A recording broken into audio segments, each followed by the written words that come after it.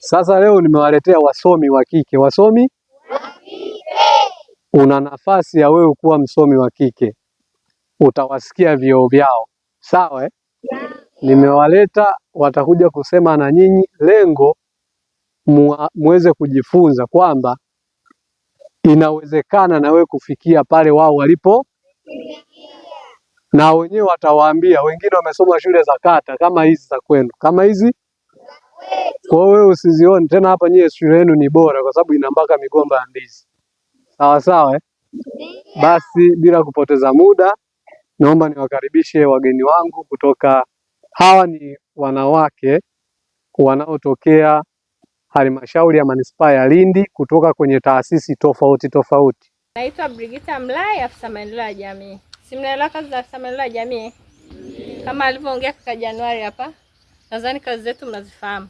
Leo tumekuja na wageni kutoka ofisi mbalimbali, lakini lengo kuu la kuja hapa, tunatambua uwepo wa mwanamke. Tunatambua mchango wake. Kwa hiyo tumekuja hapa kuwatieni moyo, msikate tamaa. Mazingira yenu sio magumu, ni mazuri sana, huduma zote zinapatikana. Kwa hiyo msikate tamaa, msome kwa bidii. Mimi ujumbe wangu wa leo, msome kwa bidii na muwe na nidhamu, sawa eh? Haya, nawapenda ndugu zangu. Kwanza, nani ameshawahi kusikia kuhusu TRA? Hamwijui? Hamjawahi kusikia? Ni nini TRA? Ni nini?